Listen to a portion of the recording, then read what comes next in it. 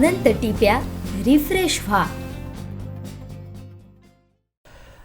वेंगुर्ला शिवसेनेच्या वतीने व आरोग्य विभागाच्या सहकार्याने सिंधुदुर्ग शिवसेनेचे जिल्हा समन्वयक सचिन वालावलकर यांच्या वाढदिवसाचं औचित्य साधून आज उपजिल्हा रुग्णालय वेंगुर्ले येथे आयोजित केलेल्या रक्तदान शिबिरात 42 जणांनी रक्तदान तर मोफत आरोग्य तपासणी शिबिराचा सुमारे 300 जणांनी लाभ घेतला आहे। वेंगुर्ले तालुका व शहर शिवसेना यांच्या वतीनं व आरोग्य विभागाच्या सहकार्यानं सिंधुदुर्ग शिवसेनेचे जिल्हा समन्वयक सचिन वालावलकर यांच्या वाढदिवसाचं औचित्य साधून आज सोमवारी उपजिल्हा रुग्णालय वेंगुर्ले येथे आयोजित केलेल्या रक्तदान व मोफत आरोग्य तपासणी शिबिराचं उद्घाटन सिंधुदुर्ग शिवसेनेचे जिल्हा समन्वयक सचिन वालावलकर यांच्या हस्ते दीपक प्रज्वलनानं झालं। याप्रसंगी वेंगुर्ले उपजिल्हा रुग्णालयाचे अधीक्षक डॉक्टर संदीप सावंत, डॉक्टर सुबोध इंगळे, शिवसेनेचे जिल्हा प्रमुख संजय आंग्रे, अशोक दळवी, वेंगुर्ले तालुका प्रमुख नितीन मांजरेकर, जिल्हा संघटक सुनील डुबळे, उपजिल्हा प्रमुख सचिन देसाई, तालुका संघटक बाळा दळवी, वेंगुर्ले शहर प्रमुख उमेश येरम, युवक शहर प्रमुख Santosh Parab, doctor Ashwini Maindkar Samant, doctor Swapnali Mane Pawar, doctor P D. Vajradkar, doctor Shyam Rane, माजी जिपस सदस्य नितीन शिरोडकर, दोडामार्गचे तालुका प्रमुख गणेश प्रसाद गवस, सावंतवाडी शिवसेना कार्यालयातील व्यवस्थापक गजानन नाटेकर, नारायण राणे, कौशिक परब, वेंगुर्ले शहर महिला संघटक ॲडव्होकेट श्रद्धा बाविस्कर, सायली परब, शबाना शेख, अपर्णा वजराडकर, सामाजिक कार्यकर्ते आर्मिस आल्मेडा, डॉक्टर चेतन चुबे यांसह जिल्हा रुग्णालय आरोस व उपजिल्हा रुग्णालय वेंगुर्लेमधील कर्मचारी तसंच शिवसेनेचे पदाधिकारी व कार्यकर्ते उपस्थित होते। उपस्थित मान्यवरांचं स्वागत नितीन मांजरेकर, उमेश येरम यांनी केलं। यावेळी रक्तदान केलेल्या रक्तदात्यांना नितीन मांजरेकर पुरस्कृत अक्कलकोट स्वामी समर्थ यांचा फोटो असलेली ट्रॉफी देऊन गौरवण्यात आलंय। त्याच्यानंतर आरोग्याचं इथे रक्तदान केलं आणि त्याच्यानंतर म्हणजे खरोखरच ते म्हणजे परमेश्वराची पहिला आशीर्वाद घेतला, नंतर लोकांची जनसेवा केली आणि त्याच्यानंतर त्यांच्या कार्यक्रम म्हणजे प्रत्येक ठिकाणी आपण बघितलं की केक कापणे, पार्ट्या करणे असे कार्यक्रम होतात, पण हे समाज उपयोगी कार्यक्रम करून आपलं नाव लौकिक करणे आणि सचिनजीबद्दल बोलायचं तर समन्वयक म्हणजे खरोखर म्हणजे कुठे काय अडचण आली तर डोळ्यासमोर पहिले नाव येतं सचिनजी। म्हणजे कुठची अडचण कार्यकर्त्याला असू देत, आमच्या नेत्यात असू देत किंवा पदाधिकाऱ्यात असू देत की कुठे काय असेल तर सचिनजी बरोबर त्यांना शांत करून किती रागात जरी माणूस असला म्हणजे दीपक भाई नंतर जर समजा कोण असतील म्हणजे कोणाला शांत करण्याच्या हातचा आजकांड मी आता वर्षभरात बघितला तर कोणी किती रागात असला तरी सचिनजीकडे गेल्यानंतर तो राग त्याचा शांत होणारच आणि त्याचं कामही 100% होणार। असं नाही की बाबा नुसतं गोड बोलून थांबतात, तर त्यांचं काम करण्याची पद्धत होतात। त्या दिवशी आम्ही मंत्रालयात होतो, एका दिवसात त्यांनी वेंगुर्ला नगरपालिकेचे 3.5 कोटीची कामं एका दिवसात मंजूर करून घेतली। म्हणजे एवढा त्यांचा आपल्या वेंगुर्ला शहरावर किंवा मतदारसंघावर त्यांचं लक्ष आहे आणि प्रत्येक वेळी बघितलं तर ते वेंगुर्ला, दोडामार्ग, सावंतवाडी ह्या विकासासाठी त्यांनी झपाटून घेतलेला आहे। म्हणजे बाकी काय न बघता आपल्या काय वेळा त्या गोळ्या पण घेत नसतील पण तुमच्या विकासाकडे त्यांचं एवढं लक्ष आहे तर त्यांचा परमेश्वर रामेश्वराकडे एवढीच प्रार्थना करतो की पुढचा आणि 50 वर्ष त्यांना परमेश्वर असंच सगळ्या त्यांच्या इच्छा आकांक्षा पूर्ण करू देत, राजकीय क्षेत्रात त्यांचे भरभराट होऊ देत आणि इथेच थांबतो। जय महाराज। आजच्या या उपजिल्हा रुग्णालयामध्ये आयोजित केलेल्या रक्तदान शिबिर, आरोग्य शिबिर याकरिता उपस्थित असलेले सन्माननीय व्यासपीठ, या उपजिल्हा रुग्णालयामध्ये लोकांच्याकरिता सातत्याने सेवा देत असलेले सर्व डॉक्टर, त्यांचे कर्मचारी, सिस्टर, या कार्यक्रमाकरिता उपस्थित असलेले माझे सर्व जिल्ह्यातील पदाधिकारी, त्याचप्रमाणे आजच्या या शिबिराकरिता उपस्थित असलेले सर्व या ठिकाणी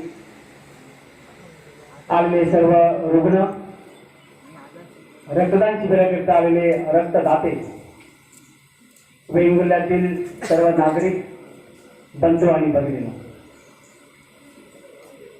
खरं तर या उपक्रमातून मला एकच सांगायचं आहे की समाजामध्ये वावरत असताना, सामाजिक क्षेत्रामध्ये वावरत असताना, लोकप्रतिनिधी म्हणून वावरत असताना लोकांच्या करता लोकांच्या काही अपेक्षा असतात, लोकांच्या काही आकांक्षा असतात, लोकांच्या काही भावना असतात, त्या समजून घेणं आणि लोकांच्या करता काम करणं याला सामाजिक कार्यकर्ता म्हणतात असं मी समजतो। त्याच्याकरता निवडणुकीमध्ये निवडून यायला पाहिजे, नगरसेवक व्हायला पाहिजे किंवा लोकप्रतिनिधी म्हणून कोणत्याही क्षेत्रामध्ये निवडून येणं यायलाच पाहिजे असं नाही. ज्या समाजामध्ये आपण जन्म घेतलेला आहे, प्रत्येकाचं कर्तव्य आहे की या समाजातील प्रत्येक घटकाला सुखी करण्याचं, समाधानी करण्याचं आपलं प्रत्येकाचं कर्तव्य आहे. आणि हे कर्तव्य पार पाडत असताना या समाजामध्ये जी एक संपूर्ण स्थिती आहे, ज्याच्यामध्ये जो तो आपापल्या पद्धतीने काम करत असतो, तो मग डॉक्टर असो, वकील असो, नर्स असो, वॉर्डबॉय असो, सर्व क्षेत्रामध्ये प्रत्येक जण आपापल्या पद्धतीने प्रामाणिकपणे काम करत असतो.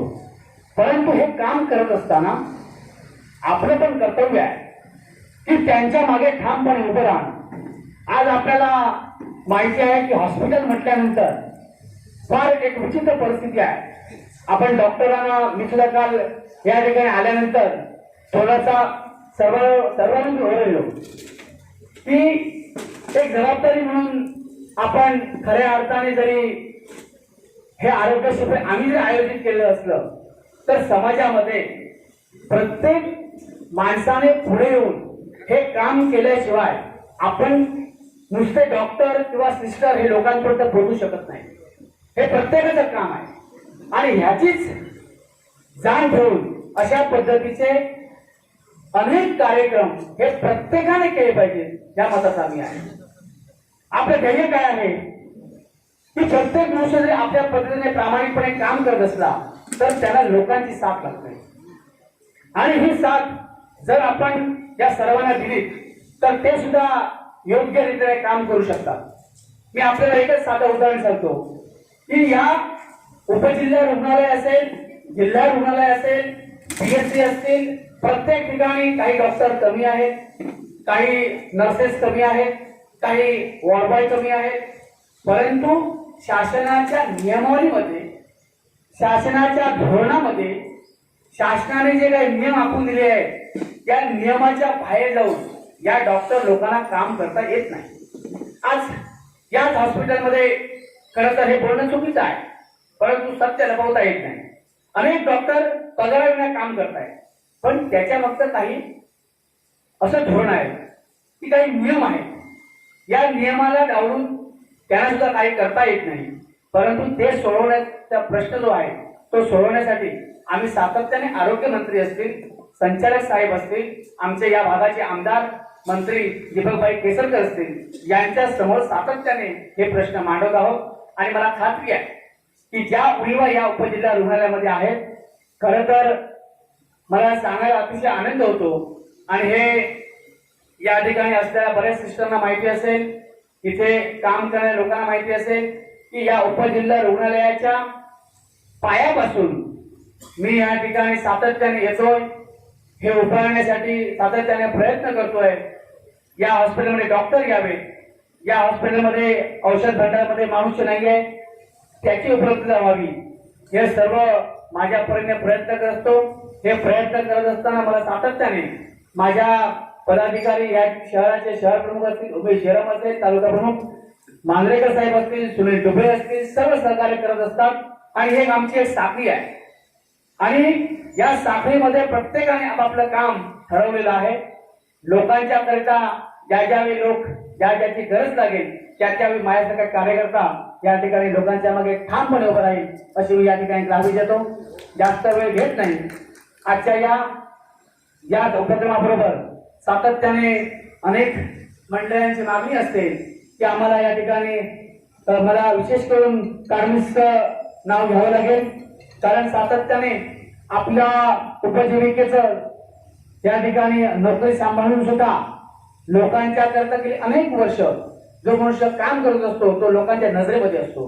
म्हणून मला असं वाटतं की सातत्याने फक्त डॉक्टर किंवा अन्य कोणताही अधिकारी असो त्यांच्यावर आपण भार न देता आपण सुद्धा आपलं सुद्धा काही ऋण आहे या समाजामध्ये आपण आल्यानंतर सामाजिक क्षेत्राचा वापरत असू तर आपलं सुद्धा काहीतरी कर्तव्य आहे असं समजून प्रत्येकाने काम करायला पाहिजे.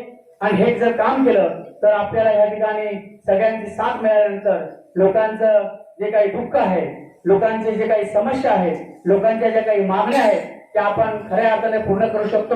मी आजच्या या माझ्या वाढदिवसाप्रसंगी एवढंच परमेश्वर प्रार्थना करतो की सर्वांना सद्बुद्धी, सदिच्छा, सद्वासना, निरोगी ठेवण्यासाठी आपण त्या सर्वांवर कृपा ठेवावी आणि अशीच समाजाची सेवा करण्याची ताकद, बुद्धी प्रामाणिकपणे मला द्यावी अशी मी ईश्वराने प्रार्थना करतो. जास्त वेळ न घेता आपण या ठिकाणी आलात, माझा सन्मान केलात आणि डॉक्टर लोकांनी या उपजिल्हा रुग्णालयामध्ये हे सर्व करण्यासाठी जे आम्हाला सहकार्य केलं त्याबद्दल आम्ही त्यांचे अत्यंत ऋणी आहोत. मला खऱ्या अर्थाने डॉक्टर मायेंकर मॅडम यांचं विशेष या ठिकाणी कौतुक करायला पाहिजे की मी लहानपणापासून पाहतो आहे की सातत्याने या वेंगुर्ला तालुक्यामध्ये या ठिकाणी डॉक्टर म्हणून वावरत असताना सातत्याने लोकांच्या सेवेकरता अनेक रुग्णांना त्यांनी मदत करत आहेत. आम्ही सुद्धा त्या जास्तीत जास्त दिवस वेंगुर्ल्यातच राहाव्यात यासाठी सुद्धा प्रयत्न करत असतो.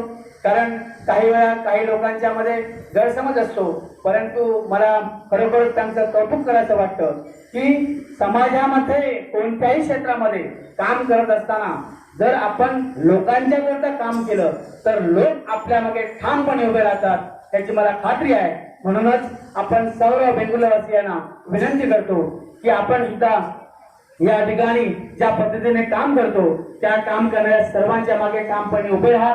खऱ्या अर्थाने परमेश्वर त्याच्यामध्ये आपल्या सद्बुद्धी देऊ अशी ईश्वराने प्रार्थना करून परत सर्वांचा आभार मानतो आणि मी या ठिकाणी थांबतो. जय हिंद, जय महाराष्ट्र. आमचे दिवसभरातले सर्व अपडेट्स, ताज्या घडामोडी आणि थेट लाईव्ह पाहण्यासाठी सबस्क्राईब करा, लाईक करा कोकणचं नंबर 1 महा चॅनल कोकण 7 लाईव्हचं YouTube चॅनल.